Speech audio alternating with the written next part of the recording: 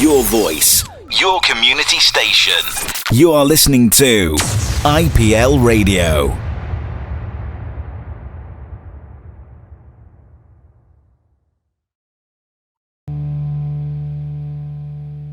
Alright, you're up late with Evan and Nate, but Nate's somewhere. Oh no, he's here. Here he is. I'm always here. Yeah. I mean, he is always here. Actually, that's the truth. I think I'm here like second most out of everyone or something like that at this point. Yeah, that's crazy. But yeah, no movies. So, talked a bit about my favorite, your favorite. What about genres and like just crazy things that you've seen in terms of movies, like B movies? Crazy? You mean like crazy, like scary, unexpected, that sort of thing? Or Like trash, I guess. Trash. Just really trash. Like bad movies. bad, trashy. Like it could even be a top tier movie that people love, but just you're like, I think why? I'm trying to think of an example. I feel like there is so many examples of cash grabs. You know, we talk about that a lot with games. There's a lot of that with the movie and Hollywood industry as well. Hollywood's bad for really bad for it. How many remakes have they done? I actually, in the reverse of what you said, I actually really enjoyed the A-Team. It had like the remake they did in 2010. It had what's his name, Liam Neeson. Yeah. And so I actually really liked that, but it wasn't really well received, and that's why I guess they haven't made another one. I like that sort of thing. I do enjoy a lot of remakes, but in general, when they do it, and it's really in at the moment to do a lot of remakes. At the moment, it feels like remakes are just more cash grabs than anything else. Yeah, that's true. Like rebooting and remakes, not so much in movies, but in the television industry. Paramount Plus, who owns Showtime, rebooted Dexter. Oh yeah. I heard about that. Yeah, I really loved it coming back. There was a lot of hiccups. Like, it was a great idea, great concept, and the actor Michael C. Hall. Yeah. He did such a great job at portraying Dexter in the original series, and of course he killed it in the New Blood series as well. Yeah. But there was, I guess, a really rushed schedule, and the pandemic, and that didn't help at all. Course. So, yeah, it didn't get received so well, especially at the end, because the end, without spoiling it, is, well, let's just say it's a definitive ending for the character. And, I'd have to say that a lot of other behind-the-scenes things contributed to the way it ended. Like, there were some returning characters from the original run of the show, and it was great. But instead of having they built up all this hype, but instead of having it finish in the way that it should have finished, it just finished really quickly. Like, done, boom, done. Yep. And it just wasn't received so well. So no, speaking of TV shows and how you mentioned the A-Team, I just thought, right, like, do you remember that period of movies where like where it was just all TV shows that turned into movies, like Starsky and Hutch, Starsky and Hutch, what's it called? That other movie. You know, A-Team. Yeah. There was even Charlie's Angels, like all of those like old shows that like didn't they replace the main character of Charlie's Angels and like have Charlie Sheen replace him or something? Was that a different show that I'm thinking of? Charlie Sheen was not Charlie. No, it was one show. I can't remember what it was. Like, he actually was in a show where he replaced the main character. I forget what that show. You're talking about 2.5 Men? No, he obviously was in 2.5 Men, and he got replaced by Ashton Kutcher. Before that run, there was actually a show he did where he wasn't the main character. I don't know if he replaced the main character because the actor passed away, or I have no idea. But I know that he replaced the character, and then it only lasted for like a season or two after that. Yeah, and that seems to be another trend with a lot of these Hollywood things, is when they reboot it, it doesn't have that same initial vibe. No. So it just crashes and burns. It does not. I'm surprised that Paramount... Now, I don't know if this is really your vibe, Yeah. But because I used to watch like Nickelodeon a lot and follow a lot of the animation stuff, because Yeah. I make animations and things, there used to be a lot of those sitcoms like Drake and Josh and iCarly and all I the Zoe liked 101s. iCarly. I didn't like Drake and Josh. Fair call. Yeah, so they did a huge reboot of iCarly recently. Yeah, I It's saw done that. fairly well. Yeah. I'm surprised it's gone as far as it has, even with one of the main characters not coming back to reprise her role. Yeah. So I'm surprised it's gotten as far as it has, and they've just recently announced they've picked it up for a third season in the comeback. So that's doing fairly well, considering most shows only get like a season or two, and that's it. Yeah. What was I gonna say? The what's it called? Invader Zim. That's what I was I gonna talk love about. So I love Invader Invader Zim. Zim. Yes. Have you heard the Uh, dubstep theme song on YouTube? Someone remixed it and made the theme song in dubstep. really? It's so cool. So they kind of rebooted that show in a way. It was a movie that they rebooted that was on. I feel like they do that sometimes as a test to see if the movie's received well, then they know to bring it back as a series. They haven't brought it back as a series yet. Have you seen the MTV show? I'm not sure if I'm allowed to say the name on air, but it's kind of the name of the show. It's about two teenagers who one of them puts shirt over his head and calls himself Cornholio. Oh, Yeah, I don't know if I'm allowed to say that on air, but if you're listening, you probably will get the reference. yeah. That show is a perfect example. They brought that back as a movie, and it was received so well. In fact, it's like the second highest movie of this entire year, I think. So they brought it back as a series as well, and I've been following it every forgot week. that they did the movie. Yeah.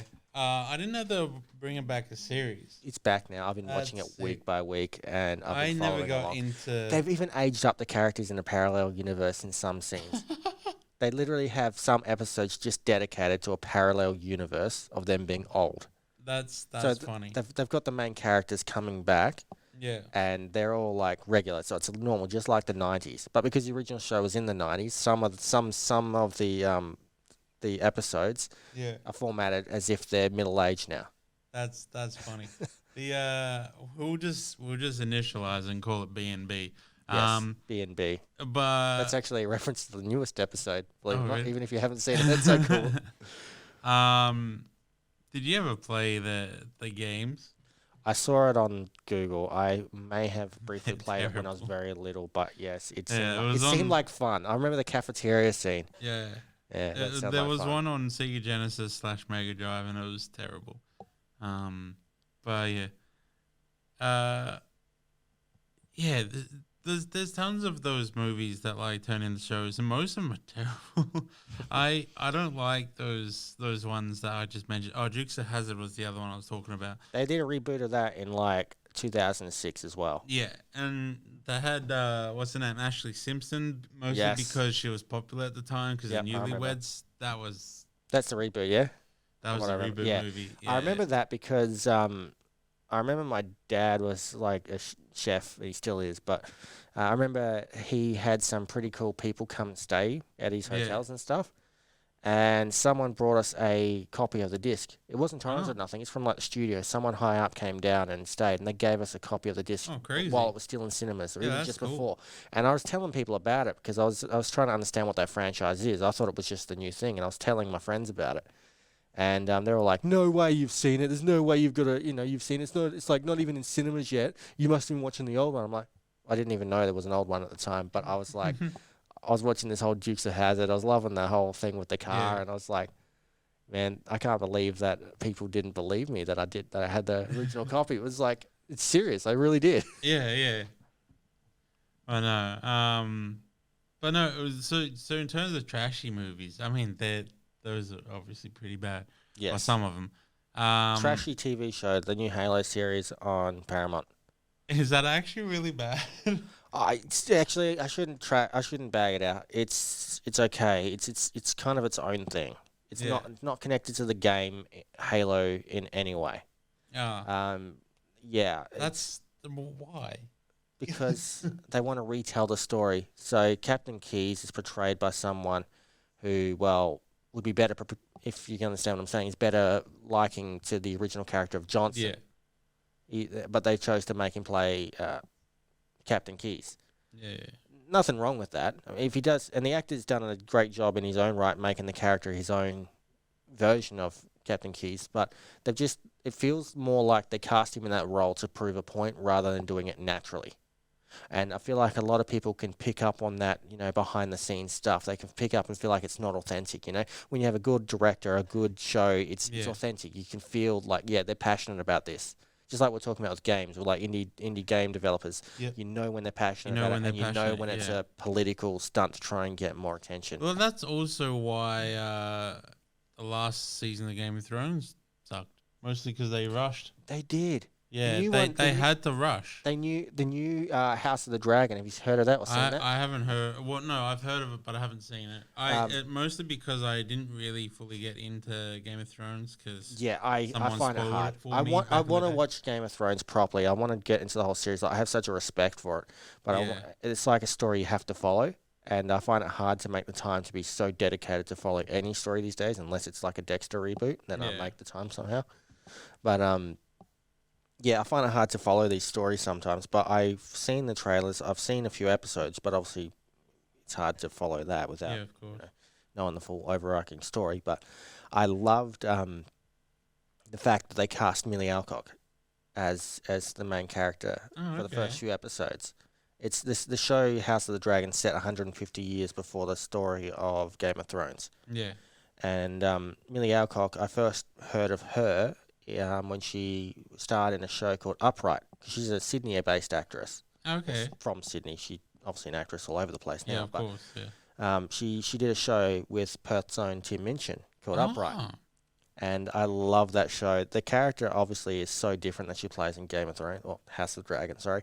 Yeah. But seeing her play that character and just seeing how far she's come is actually phenomenal. It's cool to see that, people from Australia are out there in the industry and making big names for themselves. Yeah. Back to comedians, I love Tim Minchin. He's cool, isn't he? My brother first got me to watch some of his live performances. Yeah. He sent them to me and was like, you got to come up to Perth and see this guy. And then I seen him. I sort of remembered him, but I was like, okay. I remembered his image mostly, the scruffy beard and long hair. Yeah. And I was like, I'm going to remember that. And later on, I was watching something on the Comedy Channel with my dad. Yeah. And it was Russell Brand. Oh, man. For so long, also good. For so long, I thought they were the same person. Whenever I saw Russell Brand, I thought it was the guy that my brother sent me. Whenever I saw Tim Minchin, I thought it was the guy I watched with my dad, and I thought they were one person. I mean, they slightly look similar, I guess. They have the when they were younger, they did look a lot more like when Russell was doing his comedian stuff. I'm talking like 2009 and 10 here. Yeah. So like they look so much more. Rough cut beard, the long hair. Yeah. So it's sort of like there was a British one and an Australian one. That's how I see them now. Although Russell Brand has completely changed his. He's still a comedian, I believe, but he's completely He's focusing on YouTube now. He's an activist and all of that. Yeah, he's still an activist, isn't he? He's I find it funny because he started off as an actor and comedian and television show host. No, well, he's an actor, but also I meant like an activist. Yeah, I know what you mean, activist. Yeah. But he's now become a YouTuber by definition. Like that's what he does. It's so funny to see an actor who's gone reverse because most YouTubers aspire to be actors. Yeah, and all that sort of thing. And now he's gone backwards. I mean, when you hit the top, it's like Jack Black. Jack Black's retired from acting, and he's now. That's right, isn't he? Yeah. Yeah, he now plays games with his son on Twitch. Twitch. Yeah. Oh, I remember a few years ago he did Jablinski Games. On YouTube. Does he still do that? Yeah, he's now doing it on Twitch. So Jablinski's a Twitch channel now, not a YouTube channel. Well, I was probably still YouTube, but he definitely streams on Twitch. Same as Snoop Dogg. Snoop Dogg. Yeah, he's doing a bunch of stuff on Twitch. Yeah, I remember when Jablinski came out. He announced Jablinski and was like, everyone's like asking what happened to Jack Black, and he was also asking what happened to Jack Black because he's Jablinski. I remember that. That was funny. But I was like, damn it, he stole the whole thing. Like, I make up funny names for people too. I have someone I call Jaboogali. And I've been doing that before Jablinski came out, but now everyone thinks I stole the idea from Jack Black. It's so not cool. I did it before that. Oh, you can claim it somehow. I don't know. You should have written it down. I think I did somewhere, but it's not going to be legally binding because they're going to be like, well, how did you like, come up with that? How do you prove that you got it written before he did that? But anyway, let's play some more tunes. Get more of this crazy riddle. So the theme. Can you guess the theme of tonight's show? Today in America, if you're listening in America. Yeah. Shout out to our American listeners as well.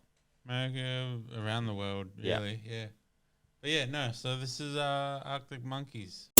Your voice, your community station. You are listening to IPL Radio.